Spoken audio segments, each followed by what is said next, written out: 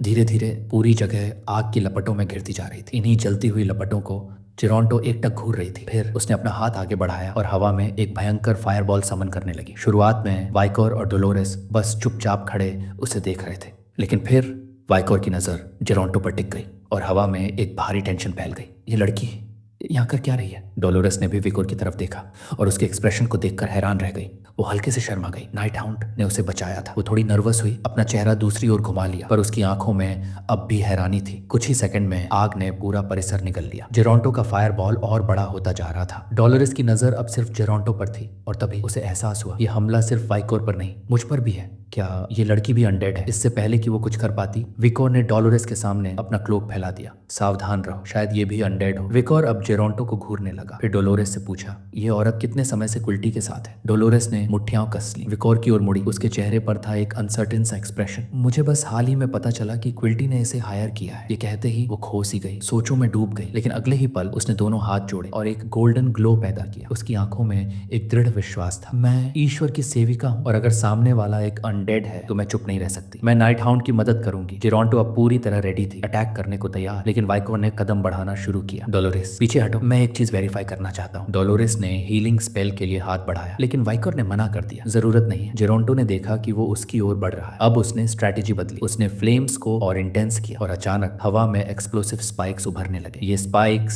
सिर्फ ज्वाला नहीं, विस्फोट हैं। उसने स्पाइक्स को हवा में घुमाया और पूरी ताकत से विकर की ओर फेंक दी। स्पाइक्स सीधा वाइकर की ओर बढ़ रहे थे, लेकिन उसने बीएल्ज़ेबब की तलवार निकाली और बिना रुके उन सभी स्पाइक्स को एक एक करके काट दिया, बिल्कुल सर्जिकल प्रिसिजन के साथ। तुम्हारा ये हमला मुझ पर असर नहीं करेगा। लेकिन तभी स्पाइक्स के टुकड़े पीछे जाकर फटने लगे, छोटे और घातक धमाके हुए। वाइकोर ने सब कुछ देखा। अब वो गंभीर हो गया, जेरोंटो को घूरता रहा बिना कुछ बोले। मैं बाल बाल बचा। जेरोंटो की आंखों में गुस्सा था, उसने हार मानने से इनकार कर दिया। वाइकोर ने उसे पहचाना, लंबे सीधे लाल बाल। ये लड़की मॉग फैमिली की लगती है, कम से कम लेवल 6 मैजिक, आयरन और फायर का कॉम्बो। इतनी कम उम्र में ये सामान्य नहीं है। वाइकोर के शरीर पर कई चोटें थी, अब स्ट्रेटेजी बदलनी होगी। उसने बीएल्ज़ेबब सोर्ड वापस शीट में रख दी। जेरोंटो ने मौका देखा, उसने हाथ पीछे खींचे और स्पाइक्स फिर से समन करने लगी। फायर की वजह से छत से जलती हुई लकड़ियां गिर चुकी थी और जमीन में धंसी थी। जेरोंटो ने उन लकड़ियों के बीच से स्पाइक्स का तूफान छोड़ा और फिर हुए जबरदस्त एक्सप्लोजन्स। धुएं की मोटी चादर बन गई, लेकिन जैसे ही धुआं हटा, विकोर उसमें से निकला, बिल्कुल जिंदा और आंखों में खून जमा हुआ। उसने एक जलती हुई लकड़ी उठा ली। जेरोंटो फिर से हमला करने वाली थी। स्पाइक्स उसके कंधों के पास से निकली, उसके कंधे कट गए, खून निकला, फिर भी वो रुकने वाला नहीं था। विकोर अब भी उसी इंटेंसिटी से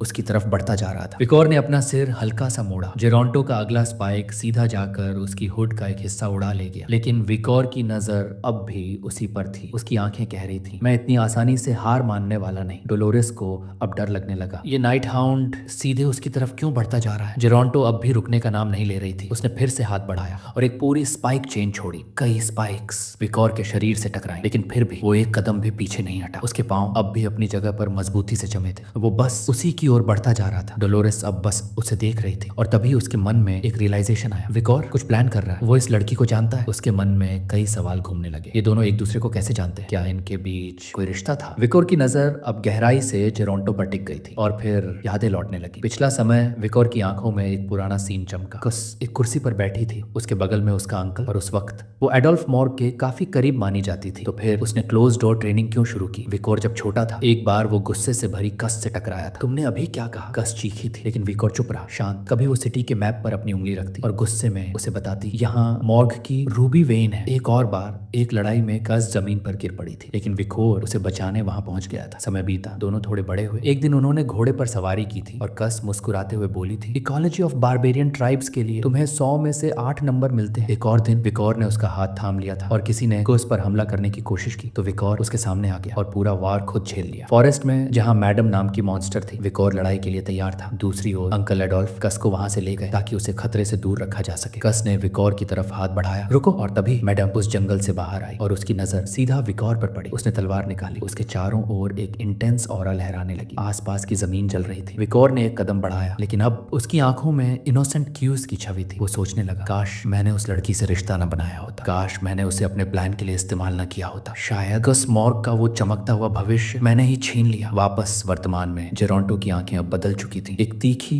बेचैन और ठंडी नजर विकोर पर गड़ी थी। लेकिन जैसे ही वो पास आया, जेरोंटो की आंखों में कंफ्यूजन और सैडनेस भर आई। विकोर का दिल कांप गया। मैंने इसके साथ क्या कर डाला? अब वो लड़की अनडेड बन चुकी थी। जेरोंटो ने गंभीर एक्सप्रेशन में हाथ उठाया, एक फायरबॉल तैयार करने लगे, और तभी विकोर ने उसका हाथ पकड़ लिया। जेरोंटो चौंकी। कुछ भी रिएक्ट करने से पहले विकोर ने अपना दूसरा हाथ उसके सिर पर रख दिया। उसके एक्सप्रेशन में अब अलर्टनेस और कंफ्यूजन थी। वो हिल नहीं पा रही थी। विकोर ने धीरे से उसका चेहरा थाम लिया और फिर उसका नकाब बेरहमी से नोच डाला। डोलोरेस ने अपने मुंह पर हाथ रख लिया। उसका चेहरा डर और सदमे से भर गया। ये है क्विल्टी की असली सिपाही का चेहरा। विकोर की आंखों में अब डिसअपॉइंटमेंट थी। उसके सामने खड़ी थी एक कभी जानी पहचानी लड़की जो अब एक डीमन बन चुकी थी। जेरोंटो ने फिर से अटैक के लिए फायरबॉल समन की। उसके हाथों में आग लहराने लगी। एक खतरनाक जानलेवा नजर से वो वाइकोर को घूर रही थी। वाइकोर ने उसका हाथ कस के पकड़ लिया और उसका वार एक तरफ धकेल दिया। अब ये ठीक नहीं, विकोर ने सोचा। जेरोंटो फिर से वार करने वाली थी, लेकिन इससे पहले वाइकोर ने अपनी तलवार निकाली और पूरी ताकत से उसे घुमा दी। तलवार सीधी जाकर उसके गले को काट गई। जेरोंटो का शरीर गिरने लगा। उसका सिर दूसरी ओर उड़ गया। कुछ सेकंड बाद जमीन पर एक लाइफलेस बॉडी और कुछ दूर उसका सिर पड़ा था। विकोर बस खामोशी से कुछ सेकंड तक देखता रहा और फिर उसके घुटने जमीन से जा लगे। उसका शरीर खून से लथपथ था।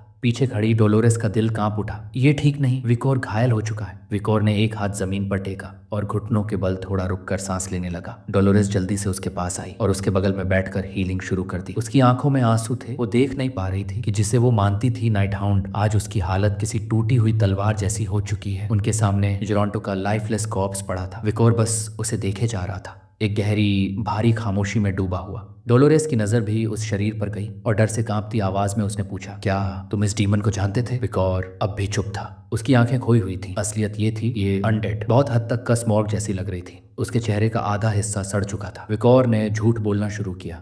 शुक्र है ये चेहरा मुझे पहचाना नहीं लग रहा। शरीर जख्मों से भरा हुआ था, लेकिन विकोर खड़ा होने लगा। बस बहुत हुआ, अब और नहीं। डोलोरेस घबरा गई। तुम्हारी चोट तो अभी खुली है, विकोर हल्की मुस्कान के साथ बोला। इतना काफी है, अब मैं बिल्कुल सही महसूस कर रहा हूँ। डोलोरेस की आंखों में बेचैनी थी। उसने पूछा, तुम इतनी लड़ाई, इतनी तबाही के बाद भी क्यों नहीं रुकते? कोई वजह तो होगी ना विकोर, बताओ मुझे। विकोर खड़ा हुआ, मुट्ठी कस ली और जवाब दिया, क्योंकि मुझे डीमन हंट करनी है। डोलोरेस ने एक डर से भरी नजर डाली। पर क्यों? तुम डेमन हंट क्यों कर रहे हो? विकोर ने पीठ फेर ली। ये मेरा पर्सनल रिवेंज है। उसने धीरे धीरे जेरोंटो का मास्क उठाया और उसे ध्यान से देखने लगा। उसके जन में बाकी डीमंस के मास्क भी लौटने लगे। हर एक मास्क से वही भारी डिमोनिक एनर्जी महसूस हो रही थी। पर अब वाइकोर समझ चुका था, ये सब बस पपेट्स थे, क्विल्टी के गार्ड्स के लिए केवल जिंदा खिलौने। मुझे इस सब के पीछे की असलियत जाननी होगी। लेकिन तभी उस लाश से एक आवाज उभरी, वो मास्क लौटा दो विकोर। विकोर और डोलोरेस दोनों की नजर झटके से लाश की ओर गई। उनके चेहरों पर सन्नाटा, डर और कंफ्यूजन एक साथ आ गया। कॉर्प्स के मुंह पर एक असली माउथ उभर आया और उसने बोला, एफिबो है, फिडो और जेरोंटो, मैंने ये उसी से उधार लिया है। अब वो नाराज होने वाली है। डोलोरेस का मुंह खुला का खुला रह गया। उसने थोड़ी के नीचे हाथ रखा। ये क्या देख रही हूँ मैं? माउथ ने विकर के पेंडेमिक मास्क को पहचाना और तुरंत समझ गया, तो ये वही है जो हमारी ब्रांचेस पर हमला कर रहा था। विकोर की आंखें सिकुड़ गईं। उसने पहचान लिया था, ये उन्हीं 10 एलीट कॉर्प्सेस में से एक है। तुम पूछ क्यों रहे हो जबकि तुम जानते हो मैं कौन हूँ? अब विकर की नजरों में गुस्सा साफ दिख रहा था। तुम क्विल्टी हो। डोलोरेस स्तब्ध रह गई। ये वही है। उसने उस माउथ को गौर से देखा और फिर पहचान लिया। ये आवाज उस हरामी क्विल्टी की है। क्विल्टी के लिए ये एक शॉकिंग मोड था, क्योंकि अब उसे पहचान लिया गया था और उसके चेहरे पर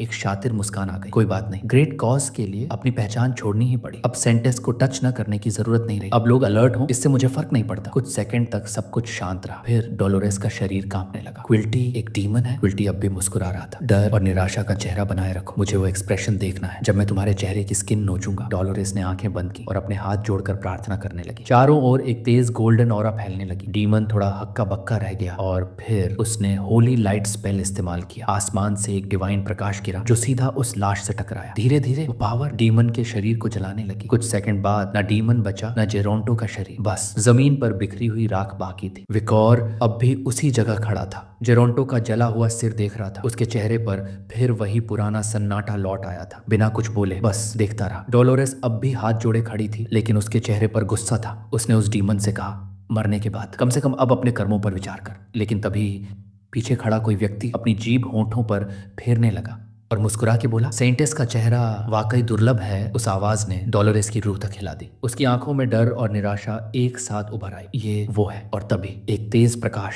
सीधे वाइकर की छाती चीरते हुए पार हो गया। वाइकर को समझने तक का मौका नहीं मिला। उसका शरीर कांपा और वो घुटनों पर गिर पड़ा। डोलोरेस दौड़कर उसकी तरफ भागी, लेकिन तभी वो सामने आया। वो शैतान, वो हरामी, क्विल्टी, या फिर असली नाम डेंटालियन। उसने हाथ आगे बढ़ाया और उसी डीमन माउथ को जिसे डोलोरेस ने होली लाइट से जलाया था, अपने हाथ की हथेली पर जिंदा कर दिया। एक घिनौनी मुस्कान के साथ बोला, बीच में टोकना अच्छी बात नहीं होती। जब कोई बात कर रहा हो। डोलोरेस का गुस्सा फट पड़ा। तुमने क्विल्टी का रूप लेकर ये सब किया, तुम इतना नीच कैसे हो सकते हो? डंटालियन ने कदम बढ़ाए और उसी शांत वहशी मुस्कान के साथ बोला, क्योंकि मैं एक डीमन हूँ। अब सोच लो, क्या तुम सच में मुझसे लड़ना चाहती हो? विकोर अब भी जमीन पर गिरा पड़ा था, लेकिन डोलोरेस ने उसके सामने खड़े होकर अपनी बाहें फैला दी। मैं नहीं डरती, मैं तुम्हारे खिलाफ खड़ी हूँ। डीमन ने सीने पर एक हाथ रखा, दूसरा हाथ उसकी तरफ बढ़ाया। तुम अब भी एक इमेच्योर सेंटेस हो और ये मरता हुआ तलवारबाज। क्या तुम दोनों मुझे रोक पाओगे? शुरुआत में डोलोरेस डटी रही, लेकिन धीरे धीरे उसकी आंखों में आंसू और डर दोनों उतर आए। डंटालियन ने उसके चेहरे को अपने हाथ से पकड़ लिया। तुम मजबूत बनने की कोशिश कर रही हो, लेकिन डर तुम्हारे चेहरे से बह रहा है। वो उसके बेहद करीब आया, उसकी आंखों में घूर कर देखने लगा और जीभ बाहर निकालकर बेशर्मी से मुस्कुराया। इस चेहरे से तुम किसी को धोखा नहीं दे सकती। उसकी गंदी मुस्कान, उसकी आंखों में भूख, उपास आता जा रहा था। सेंटेस का चेहरा अब उसकी पहुंच में था। वो लार टपकाने लगा। फाइनली ये चेहरा अब मेरा है। लेकिन उसकी खुशी ज्यादा देर टिक नहीं पाई, क्योंकि विकोर ने बेल्ज़ेबब सीधे उसके गले में घुसेड़ दी। डीमन की आंखों में कंफ्यूजन भर गया। तू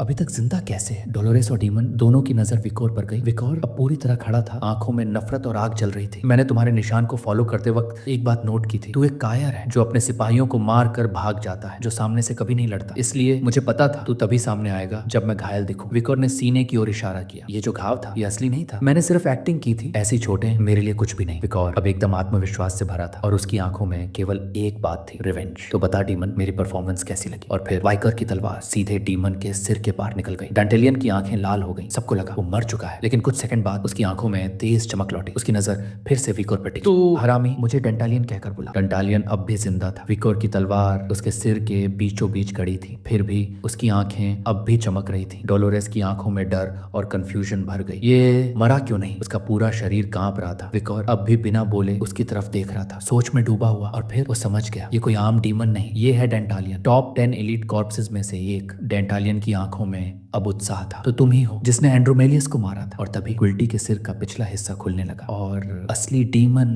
डेंटालियन धीरे धीरे उस शरीर से बाहर निकलने लगा। उसका चेहरा अब बदल रहा था। वो वही चेहरा था जिसे पाने के लिए उसने सालों मेहनत की थी। लेकिन अब मैं इसे और नहीं पहन सकता। विकोर की आंखों में डर नहीं, बल्कि एक अजीब सी चिंता उभर आई। उसने एक कदम पीछे खींचा और अलर्ट हो गया। अब वो डीमन एक सफेद बालों वाली औरत के रूप में प्रीस्ट क्विल्टी के शरीर से बाहर निकल चुका था। एक खतरनाक मुस्कान के साथ बोला, मैं चेहरे चुराता हूँ, उनसे यादें लेता हूँ और उनकी शक्ति भी। उसने क्विल्टी की लाश पर हाथ रखा, अपनी गर्दन मोड़ी और वाइकर की तरफ देखा। जिसे तुमने मारा है वो सिर्फ एक एंटिटी थी, नाम था क्विल्टी रून इंडल्जेंशिया। ये मेरा एक चेहरा था। तब तक तुम असली डैंटेलियन को नहीं मार सकते, जब तक मेरे सारे चेहरे नष्ट न हो जाए। विकोर की आंखों में अब बस एक ही चीज थी, रिवेंज। उसने हवा में छलांग लगाई, सीधे डीमन के पीछे प्रकट हुआ। उसकी आंखें अब एक ही भावना से भरी थी, हेट्रेड। तो चलो अब तेरे सारे चेहरे मिटा देता हूँ। डैंटेलियन ने जैसे ही मुड़कर देखा, वाइकोर पहले से तैयार था। तलवार जोर से घुमाई और सीधा डीमन के पेट में उतार दी। तभी डोलोरेस ने अपनी छाती पर हाथ रखा। उसकी सांसें तेज होने लगी। डर और दुख दोनों उसकी आंखों में थे। विकोर का चेहरा शांत था, लेकिन उसकी आंखों में आंधी चल रही थी। तलवार को एक झटके में सीने तक धंसा दिया और उस महिला के शरीर में जो डीमन ने चुराया था उसकी असली चेतना लौट आई। वो रोने लगी, मैं मरना नहीं चाहती, मैंने क्या किया था? उसकी आंखों से आंसू बहने लगे, खून उसके मुंह से निकलने लगा। कृपया मुझे मत मारो। लेकिन विकोर ने एक भी शब्द नहीं कहा। तलवार खींची और वो औरत जमीन पर ढह गई। चारों तरफ सन्नाटा था। विकोर बस उसकी लाश को देखता रहा। दूसरी तरफ डोलोरेस अब भी स्तब्ध थी। उसका पूरा शरीर कांप रहा था। कुछ मिनट गुजरे और तब उस लाश से फिर एक हलचल हुई। एक आम इंसान उस शरीर से बाहर निकल आया। वो जमीन पर बैठ गया, आसपास देखा, फिर बुदबुदाने लगा, ये जगह कौन सी है? विकोर की तलवार फिर से तैयार थी। वो एक पल के लिए भी चूका नहीं। डोलोरेस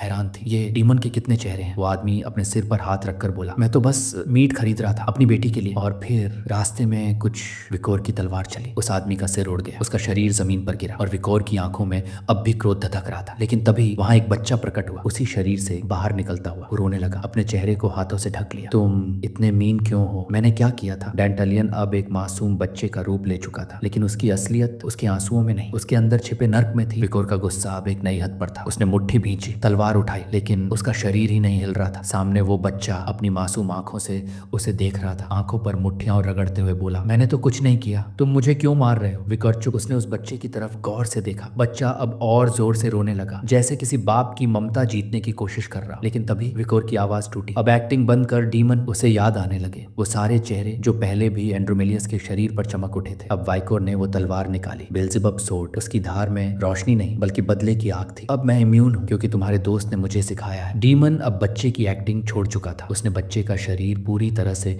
अपने कंट्रोल में ले लिया। एक मुस्कान के साथ उसने अपनी उंगली को स्पाइक में बदल दिया। ये लो वाइकोर, एक छोटा सा गिफ्ट। डेंटेलियन ने अपनी एक फेस को उछाला, वो सीधे विकोर की कलाई में जा धंसी और उस पर मर्ज हो गई। विकोर हैरान, ये क्या कर दिया इसने? उसकी आंखें उस फेस को घूर रही थी। डीमन ने कहा, अब तू मेरी दुनिया में आ चुका है। लेकिन उससे पहले कि वो कुछ और कहता, विकोर ने तलवार घुमाई और उस बच्चे का सिर उड़ा दिया। सिर हवा में घूमता रहा, लेकिन डीमन की मुस्कान और भी चौड़ी हो गई। सिर से हाथ और पैर निकलने लगे और डीमन फिर से बदल गया। अब उसका शरीर था एक जवान लड़के का, भूरे बालों के साथ। उसने अपने हाथ फैलाए और उसकी हथेली से डीमन डेंटालियन का असली मुंह दिखाई देने लगा। विकोर और डीमन दोनों एक दूसरे को देख रहे थे और हंसने लगे, लेकिन ये कोई इंसानी हंसी नहीं थी। ये थी पागलपन से भरी हंसी जो डर से नहीं मौत से खेलती थी। वाइकर का शरीर कांपने लगा। डीमन की पावर असर कर चुकी थी। वाइकर की आंखों में अब डर था और कुछ ही पलों में वो घुटनों के बल जमीन पर गिर पड़ा। विकोर डोलोरेस भाग कर आई। तुम ठीक हो? उसकी आंखों में चिंता साफ दिख रही थी। डीमन अब खड़ा हो गया था। उसके चेहरे पर कई आंखें और मुंह उभर आए थे। उसने अपनी हथेली विकोर की तरफ की और ये चमकदार आंख, the true I of the demon, उसके हाथ से निकलने लगी। अब देख, तेरी कलाई पर जो फेस लगाया है वो एक ऐसे आदमी का है जो पैराड और स्किज़ोफ्रेनिया का शिकार था। उसने अपनी पूरी फैमिली को खुद मार डाला था। अब उसके डर, उसकी चीखें, उसकी पागलपन की यादें तेरे दिमाग में घुलेंगी। विकोर की आधी आंखें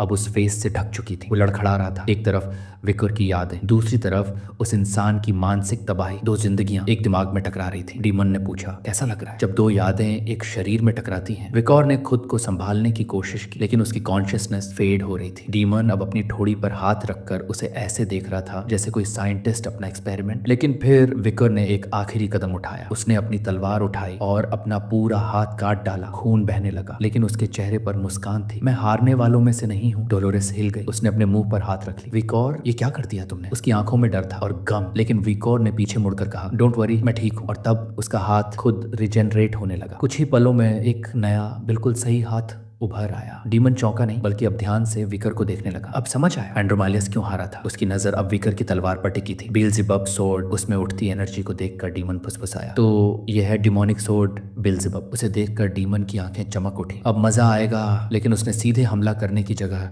अपनी स्ट्रेटेजी बदल दी। उसके हाथ पर और भी चेहरे उभरने लगे। उसने अपनी उंगली से इशारा किया, पर वाइकोर की तरफ नहीं बल्कि डोलोरेस की तरफ। डोलोरेस एकदम सन्न, उसकी आंखों में डर थरथरा रहा था। उसे समझ ही नहीं आ रहा था कि डीमन अब क्या करने वाला है। अचानक डीमन ने एक चेहरा उसकी तरफ उछाल दिया। डोलोरेस ने आंखें बंद कर ली। अब ये खत्म है, लेकिन वाइकर ने ऐसा होने नहीं दिया। तलवार उठाई और एक झटके में उस फेस को डिफ्लेक्ट कर दिया। डीमन मुस्कुराया, तो तू उसकी हिफाजत करेगा। अब उसके सारे फिंगर्स फेस में बदल गए थे। वीकनेस मिल गई। डीमन ने और चेहरे डोलोरेस की तरफ भेजे। विकोर एक बार फिर उसके सामने आ गया। हर एक फेस को काटता गया। डोलोरेस कांप रही थी, लेकिन चीख पड़ी, विकोर, मेरी चिंता मत करो, उसे लड़ो। लेकिन विकोर ने तलवार उठाकर कहा, अगर हीरोज का स्तंभ भी गिर गया तो वॉर शुरू होने से पहले ही हार जाएगी। डोलोरेस की आंखें भर आईं। मैं बोझ नहीं बन सकती। उसने गहरी सांस ली और हाथ जोड़ ली। मुझे मजबूत बनना होगा। एक सुनहरी आभा उसके चारों तरफ फैलने लगी। नाइट ब्लड हाउंड अकेला क्यों लड़े? वो अपनी शक्ति को अवेकन करने ही वाली थी। लेकिन तभी डीमन का एक छोड़ा हुआ चेहरा उसके पैरों के पास गिरा। डोलोरेस ने जैसे ही देखा, उस फेस की आंखों में आंसू थे और आवाज आई, डोलोरेस, ये मैं हूँ।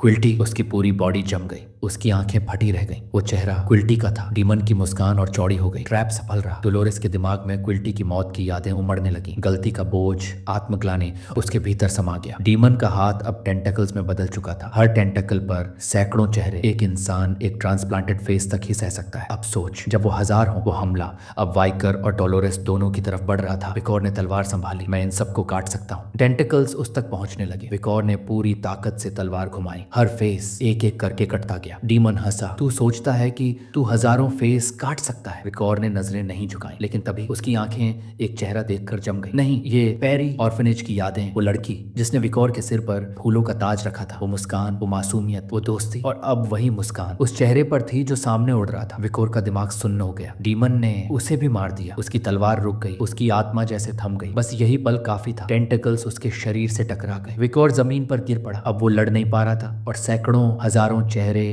उसके शरीर के अंदर घुसने लगे। विकोर की आंखें बंद थीं, पर अब वो उस दुनिया में नहीं था। डांटेलियन के हमले ने उसे फेंक दिया था एक गहराई में, एक ऐसी जगह जो डार्कनेस से भी ज्यादा डरावनी थी। उसने मुट्ठियां भींच ली। कई सेकंड्स तक आंखें बंद रहीं, लेकिन जब खोली तो वहां डर नहीं, सिर्फ डिटर्मिनेशन था। मैं इतनी आसानी से हार नहीं मानने वाला। वो एक तंग सी सुरंग में खड़ा था पानी से भरी हुई हरे रंग का गंदा पानी जो धीमे धीमे बह रहा था। उसके सामने कुछ लोग बैठे थे, घुटनों पर हाथ रखे, सर झुकाए, लेकिन उनके चेहरे नहीं थे।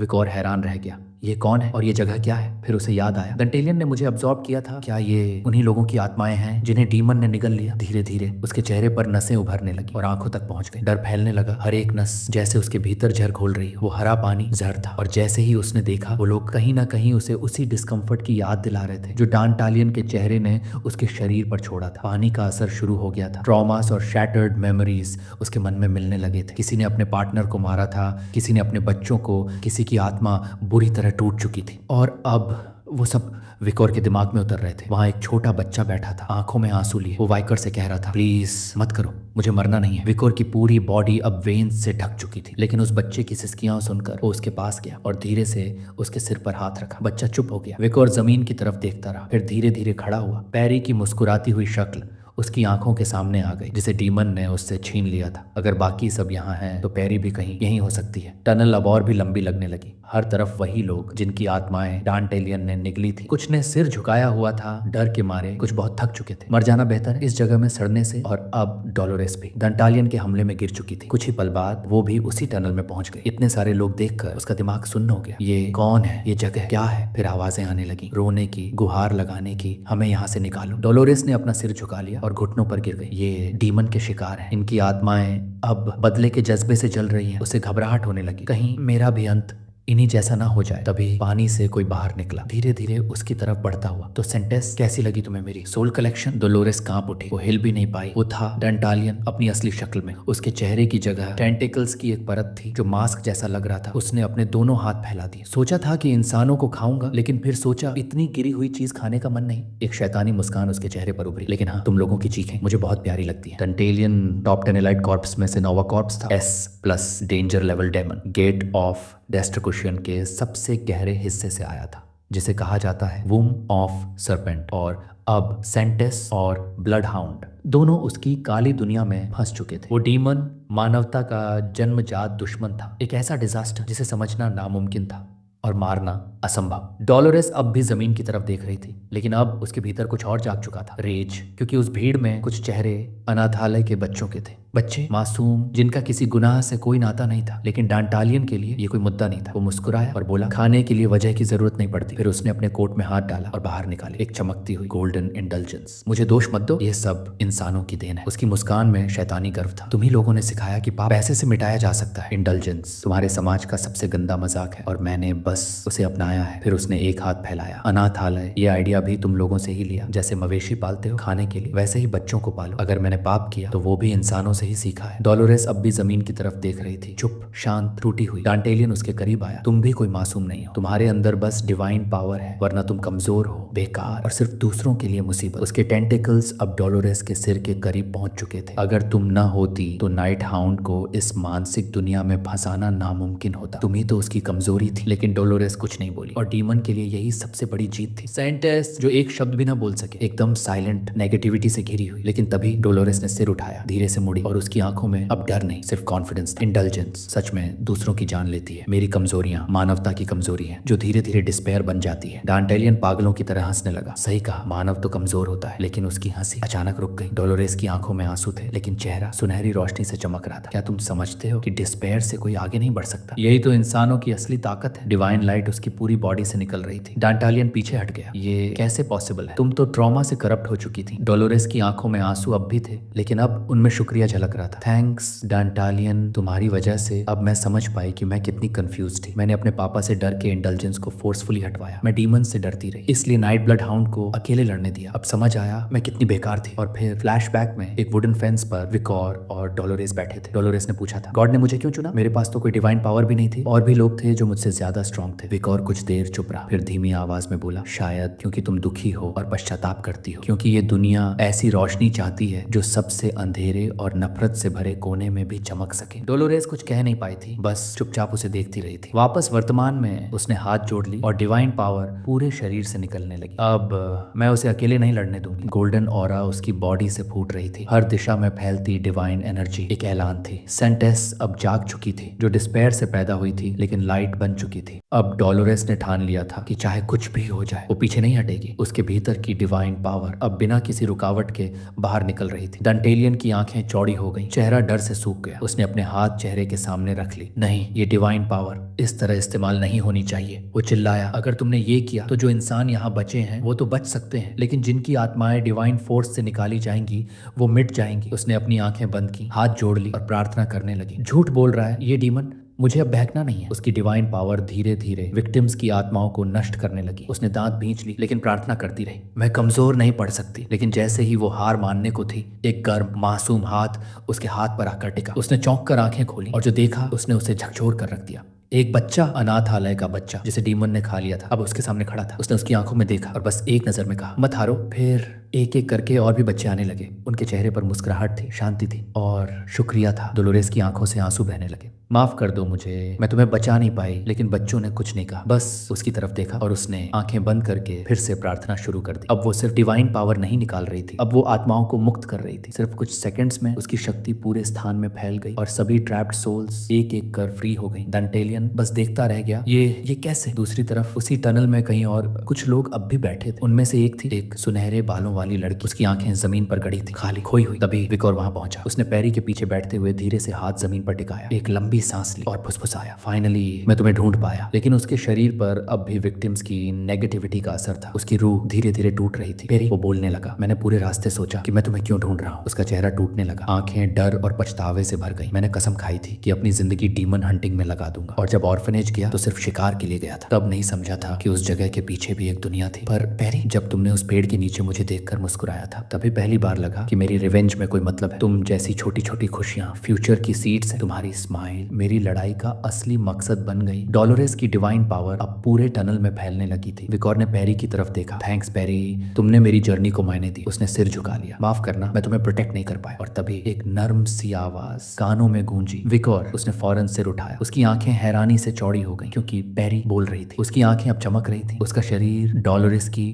डिवाइन पावर से रोशन हो चुका था और उसी डिवाइन पावर ने इस दुनिया की बाकी आत्माओं को भी आजाद करना शुरू कर दिया था। विकोर ने जैसे ही पीछे मुड़कर देखा, उसके कदम थम गए। पेरी रो रही थी, उसके चेहरे पर आंसू बह रहे थे और आसपास खड़े बच्चे मुस्कुराते हुए उसे देख रहे थे। पेरी और भी जोर से रोने लगी। उसने दोनों हाथों से अपना चेहरा ढक लिया। तुम आ गए, थैंक यू, मुझे बहुत डर लग रहा था। उसकी ये टूटती हुई आवाज विकोर के दिल के जख्मों पर जैसे मरहम बन गई और तभी उसके भीतर जो झर विक्टिम्स की यादों से घुल रहा था धीरे धीरे खत्म होने लगा। अब वो पूरी तरह आजाद था। विकोर को यकीन नहीं हुआ और फिर बिना एक पल गंवाए उसने पेरी को कसकर गले लगा लिया। उसकी आंखें बंद थीं। जिसने भी तुम्हें रुलाया है, मैं उसे कभी माफ नहीं करूंगा। पेरी की आंखों में आंसू थे और अब उसमें डर नहीं था, सिर्फ एक शांत मुस्कान थी। धन्यवाद। और उसी वक्त डोलोरेस की डिवाइन पावर इतनी तीव्र हो चुकी थी कि ऑर्फेनेज के डोरमिट्री की खिड़कियां चमकने लगी। डीमन ने अपने चेहरे पर हाथ रख लिया। अंधा होने से बचने के लिए उसका शरीर पीछे फेंका गया और वो बस एक तक देखने लगा। उस सेंटेस को इतनी पावर, ये और क्या सच में जाग चुकी है? डोलोरेस अब पूरी तरह खड़ी हो गई थी। उसके ठीक बगल में विकोर खड़ा था। डंटेलियन स्तब्ध रह गया। इसने पूरी मेंटल वर्ल्ड को शुद्ध कर दिया है। डोलोरेस ने फिर से हाथ जोड़े, आंखें बंद की और अपनी पावर को फिर से छोड़ना शुरू किया। अब वो पावर सिर्फ सोल्स को नहीं, पूरे स्थान को क्लेंस कर रही थी। विकर जो उसके पास खड़ा था अब अपनी हथेली की तरफ देखने लगा। उसके शरीर पर डिवाइन पावर की आभा लहरा रही थी। ये क्या? उसने अपनी मुट्ठी भींच ली और तभी उसके शरीर से एक नई एनर्जी निकलने लगी। अब वो ऑरा तेज होती जा रही थी। डोलोरेस की डिवाइन पावर उसे एम्पलीफाई कर रही थी। विकोर एक रैंक 6 स्वॉर्ड्समैन था, पर अब उसके भीतर कुछ जाग उठा था। रैंक 7, मैं इसे छू सकता हूं। उसने हाथ नीचे किया, गहरी सांस ली और फिर फोकस किया और पत्थर जैसी सख्त हो गई। उसने अपनी तलवार निकाली। बेल्ज़ेबुब। अब वो तलवार भी ऑरा से घिरी हुई थी, मानो वो खुद भी जाग चुकी हो। डंटालियन के कदम पीछे खिसकने लगे। ये इम्पॉसिबल है, उसके पास स्वॉर्ड मास्टर की ऑरा है। विकोर ने ऑफेंसिव स्टैंस लिया। उसकी आंखें अब किसी भी पल डीमन को चीरने के लिए तैयार थी। गुस्से से कांपते हुए, दांत भींचे हुए उसने कहा, तू ये मत सोच कि तुझे मौत शांति से मिलेगी। तो यहीं खत्म होता है आज का एपिसोड। अगर आप अगला पार्ट देखना चाहते हैं तो चैनल को सब्सक्राइब करिए और वीडियो को लाइक करना मत भूलिए। Thanks for watching.